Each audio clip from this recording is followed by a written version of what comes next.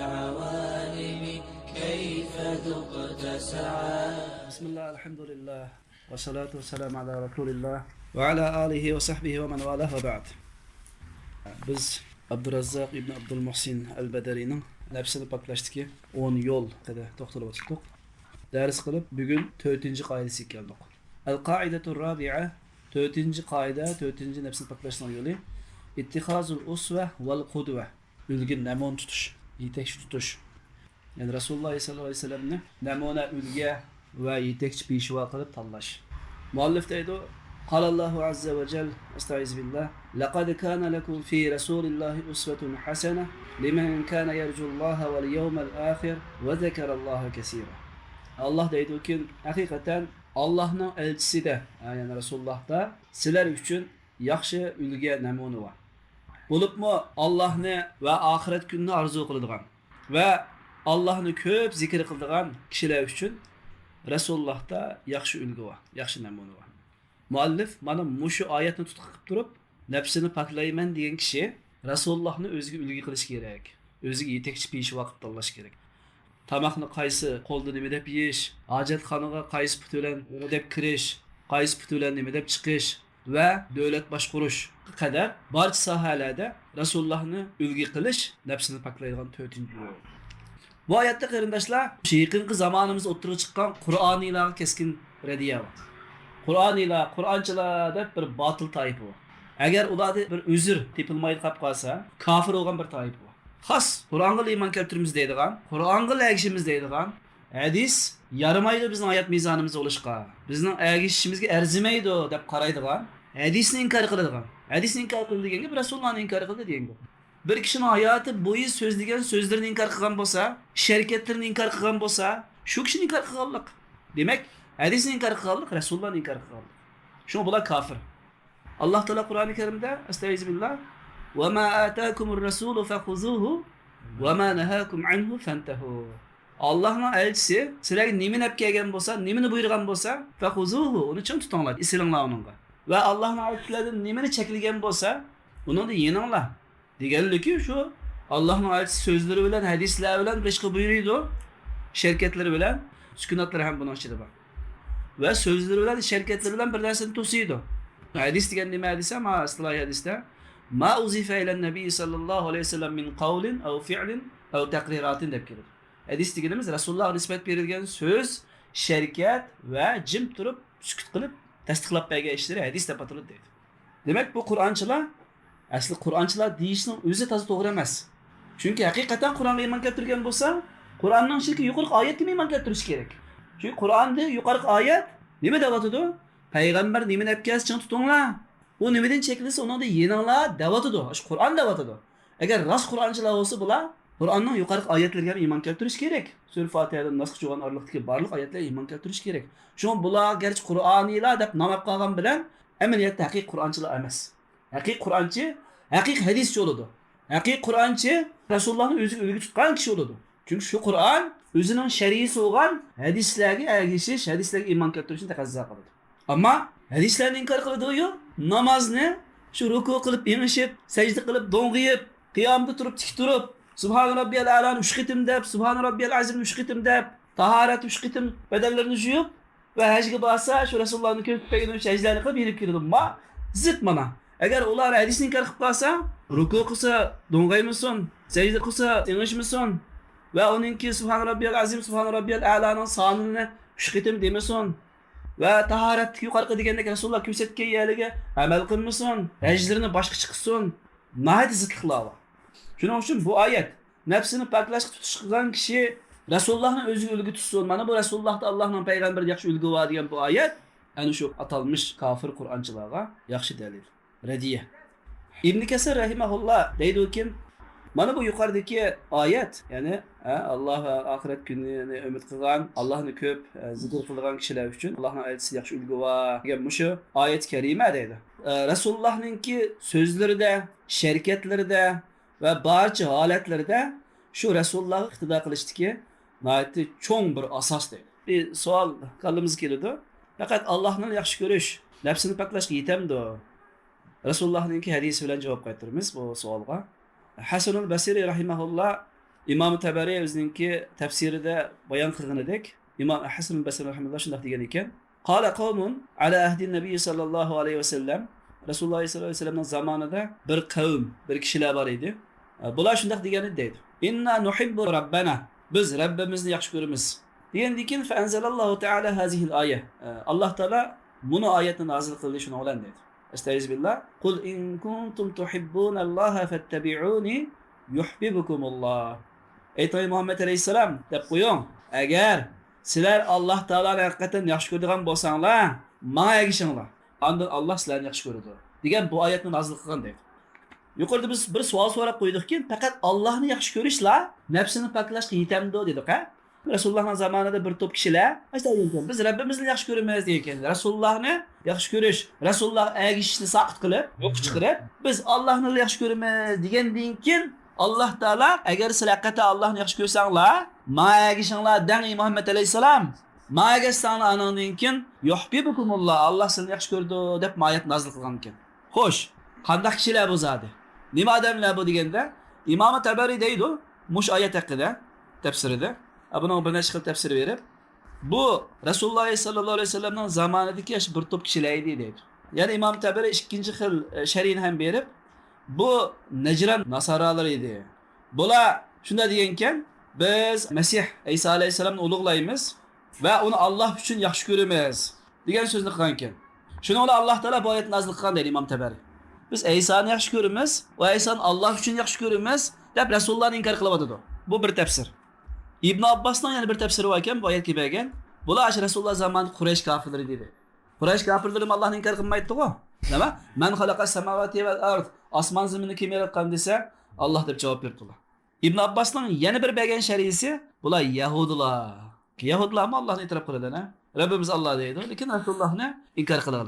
Şuna bu ayet nazil olgan deydi. Demek ne mezmun çıkıvatıdı o? Fakat Allah'ını yaxshi görüş nefsini paklaşka yetmeydi o demek için. Yeterlilik emas. Nefsini paklayman degan adam Allohga iymon keltirishi, Rasulullohni o'ziga ulgu tutishi lozim demoqchi. Yahudilar ham Allohni yaxshi ko'raman deydi-ki ana. Nasaralar ham Allohni yaxshi ko'ramiz deydi-ki ana. Qurayshlar ham Rabbimiz Alloh deydi-ki ana. Demak, bu yergi maqsad nima desa, nafsini paklashga faqat Allohni yaxshi ko'rish yetarli emas. Rasulullohni ham o'ziga ulgu tutish lozim. Shunga Yahudilar kafir bo'lib ketdi, Nasaralar kafir bo'lib ketdi. Quraysh müşrikleri hem kafir oldu. Resulullah'ı itiraf kılmalılar için demekçi. Muallif deydi o Resulullah'a ergişiş ve Resulullah iktida kılış. Bir kişinin Allah Teala'ya olan muhabbetinin ki rastlığa, sevimliliği delil deydi. Yani Resulullah'a ergişiş, Resulullah'ın ülgü kılış var sahada. Bütün sahalerde Resulullah'a ergişiş Allah'a olan muhabbetinin, samimiyetinin dalaleti deydi. Rastçılığının dalaleti.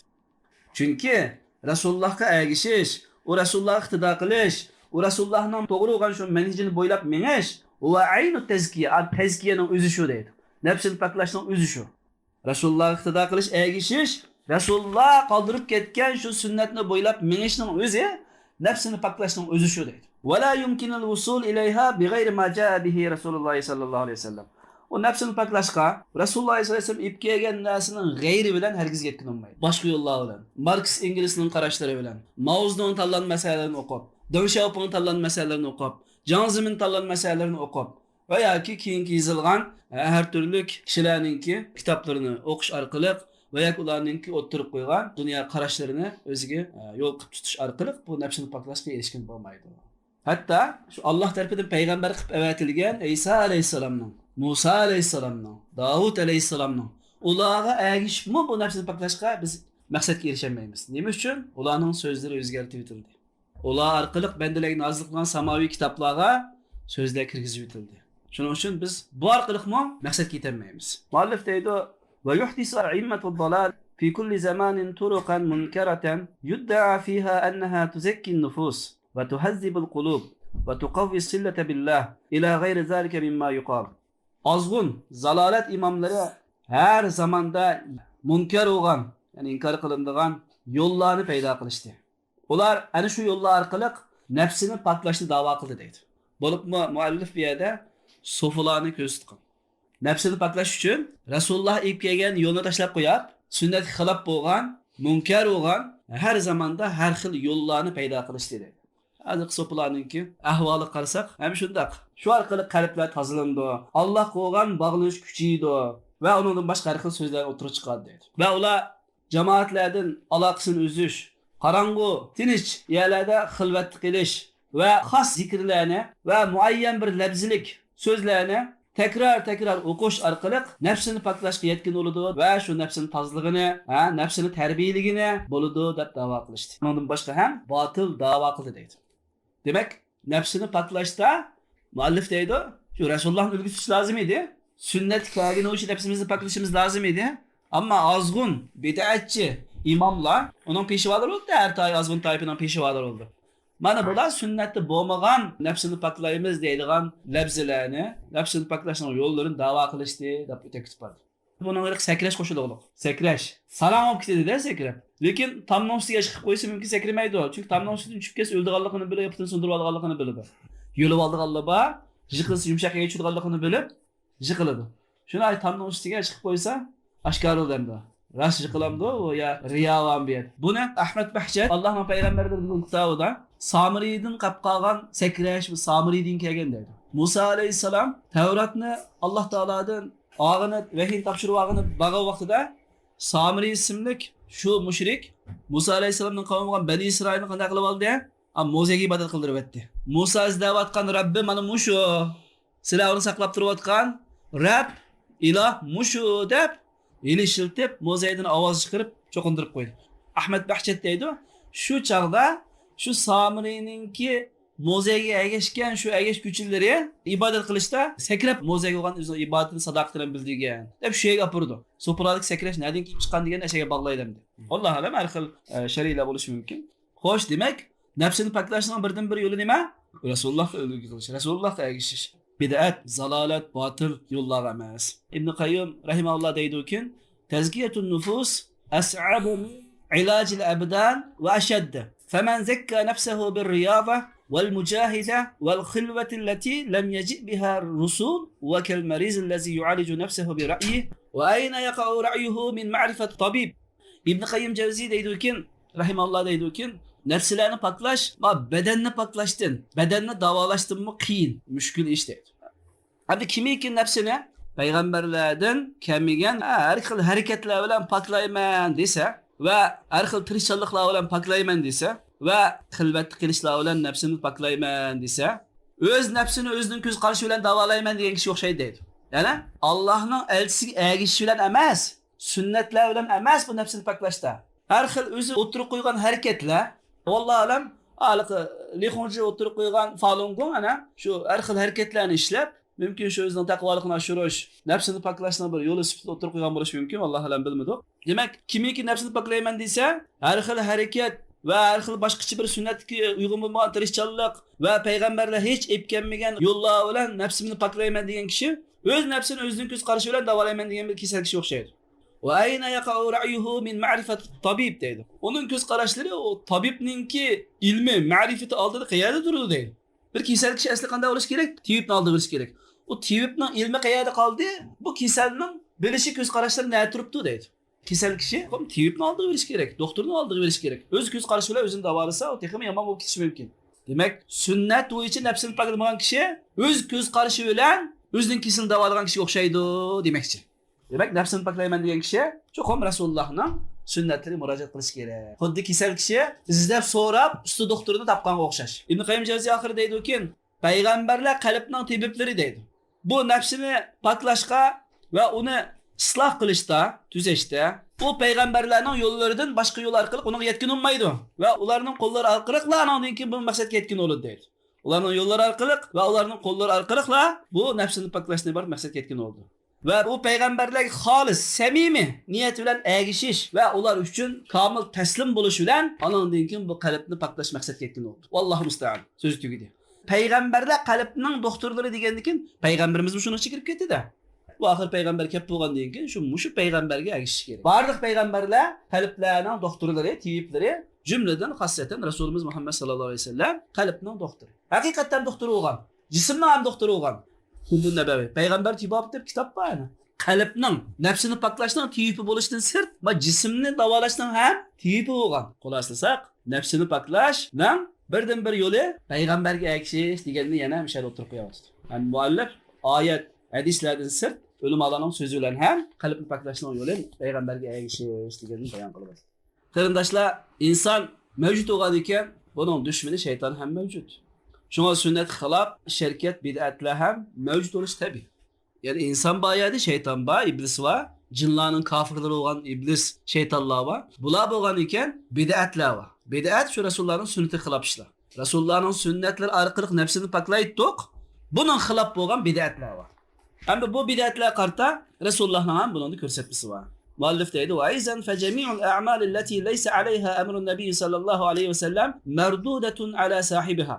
Rasululloh sallallohu alayhi vasallamning buyruq amr farmonlari uning ustida bo'lmagan, sunnat uning ustida bo'lmagan butkul sharkatlar o'zining sohibi qaytarilib berildi deydi. Allohning dargohiga o'rilmaydi demoqchi bu. Kama qala nabiy sallallohu alayhi vasallam, Imom Muslim o'tirib qo'ygan, Oysha radhiyallohu anha anamizning kelgan hadisga, Oysha anamiz deydi, payg'ambar sollallohu alayhi vasallam shunday dedilar: "Man amila amalan laysa alayhi amruna fa huwa raddun." Ay, mardudun ala sahibi. Payg'ambar sollallohu alayhi vasallam shunday deydi-ki, kim bir amalni qilsa, o qilgan amali bizning ishimizda bo'lmasa, o rad qilindi, qaytarildi deydi. Laysa alayhi amruna deki, mishadiki amruna dinimizda deb tafsirini qilingan hadisin sharhisida. Ya'ni bizning dinimizda bo'lmagan bir amalni kimiki qilsa, o rad qilindi, qaytarildi deydi. Demak, bid'at mishaydan chiqdi. Bu hadis shu bid'atning sharhisi. Ya'ni mardudun ala sahibi, o'zining egisi qaytarib berildi deydi. Bid'at amal dinimizda yo'q ish, Allohning dargohiga o'rinmaydi. O'zining sohibi qaytadi. Mana bu yerda insonning dushmani bo'lgan shayton vasvasa qilib o'ttirib chiqargan sunnat xilof bo'lgan bid'atlarning shariatga o'rni bayon qilinadi. Qabul qilinmaydi, qaytarildi ekan. Biz bandalar ham ahli sunnat va jamoat e'tiqodiga musulmonlar ham qabul qilmaymiz uni. Kim bir ishni bid'atni o'tirib qilgan bo'lsa, o'zing ko'tarsan bilan kessin bu deb o'ziga qaytarib beramiz. Shuning uchun qarindoshlar, amallarni sunnatmi yoki bid'atmi uni ayirishda o'lcham bo'lishi lozim. Bu o'lcham albatta Rasulullohning sunnati. İmam Sufyan ibn Uyayna rahimahullah deydi-ki: "İnna Rasulullah sallallahu aleyhi ve sellem ve el-mizanul ekber." Allah'ın elçisi Peygamber sallallahu aleyhi ve sellem en çoğun ölçem deydi. Yani sünnet mi, bid'at mi, bunu qanday araymiz deganda, bu shunday ölçem nima? Allah'ın Peygamber Rasulullah sallallahu aleyhi ve sellem. Yani Rasulullah'ın sözüge, şirketleriga, takriratlarga uygun kelayotgan bo'lsa, tamam sünnetga. Ona uygun kelmagan bo'lsa, tamam bu bid'atga deb araymiz, ölçem bu shu deydi. Qilib فعليه تعرض الأشياء ورسول الله هم نرسى تغرلندو دير على خلقه وسيرته وهديه سنة مو بدعت مو دبز بلميген الناس رسول الله أخلاقه تغرلايمز رسول الله حياته تغرلايمز رسول الله إبكيه هدايته تغرلايمز فما وافقها فهو الحق أش تغرلغان الناس لأن قايس برسي رسول الله سنة لري موافق قاسا بو حق بو سنة وما خالفها فهو باطل. Agar Rasulullohning sunnatlariga muxolif kelib qolsa, uyg'un kelmasa, u botil. Sufyan ibn Uyayna bu so'zni Xatibul Bag'dodiyninki Al-Jami' li axloqir rawi va adabis sami' degan kitobining muqaddimasida keltirgan ekan. Demak, bu yerda nima chiqdi? Nafsini poklashning yo'li Rasulullohga ergashish, sunnatga ergashish. Inson bo'lgan ekan, shayton bo'lgan ekan, bid'atmi bor? Bid'at o kishining o'ziga qaytarib beriladi. Endi qaysi ish sunnat, qaysi ish bid'at buni arishda Rasululloh eng cho'ng o'lcham, Rasululloh taroza o'lchab beradigan qilib, butkul narsani Rasulullohga to'g'rilaymiz, sunnatlarga to'g'rilaymiz. Muvofiq kelgan bo'lsa bu haq, bu nafsini poklashga yaraydi deb olamiz. Sunnatga muvofiq kelgan bo'lsa, muvofiq kelmagan bo'lsa, qarim qilish kelgan bo'lsa, yo'q, bu nafsini poklashga yaramaydi, bu botil narsa ekan, bid'at ekan deb uni tashlaymiz demoqchi. Muallif deydi, mana shuning uchun qandaqliki bir kishi o'zining nafsini poklashni iroda qilib qolsa, mana bu kishiga o'z nafsini Rasulullohga ergashish ko'ndirish, uning iqtido qilishga ko'ndirish, u Rasulullohga ergashish ko'ndirish vojib bo'ladi bu kishiga deydi. Shar'an vojib bo'ladi. Chunki nafsini poklashni shar'an vojib. Birsi Rasulullohga ergashish vojib bo'ladi deb mana nafsini poklayman degan kishiga. Ikkinchi vojib bo'lgan ish bid'atlardan, yangi paydo bo'lgan dinda yo'q ishlardan, muxtaraat uydurib chiqarilgan, dinda yo'q bo'lgan, sunnat xilof bo'lgan ishlardan va har turli yangi paydo bo'lgan bid'at yo'llardan hazar aylash vojib bo'ladi. Chunki bu ishlar shu imomlari, peshvolar tarafidan nafsini poklaydigan narsa deb o'tirib qo'yildi shularmi? Ma duoni mancha 100 qitim, mancha ming qitim o'qisang, sen avliyo anbiyo bo'lasan, sen Allohning do'stiga aylanasan, sana jannatdan bir uy bino qilindi deb bid'atchi, peshvo yetakchilar o'tirib qo'ydi. Mana shu narsalardan hazar aylash. Ikki narsa chiqdi endi. Muallif oxirida xulosalagan so'z nima bo'ldi? Nafsini poklashni iroda qilgan kishi vojib bo'ladi. Birisi o'z nafsini Rasulullohga ergashish, iqtido qilishga ko'ndirish. Ikkinchisi bid'at, xurofot, dinda yo'q narsalardan hazar aylash. Sunnat xilof bo'lgan ishlardan hazar aylash. mush kishini lazım tutsa, nafsini paklash kapolatga ega bo'ladi demoqchi ekan. Subhanakallahumma bihamdik nashhadu an la ilaha illa anta nastaghfiruka va natubu ilayk. Va sallallohu ala khayri xalqi Muhammadin va ala alihi va sahbihi ajma'in.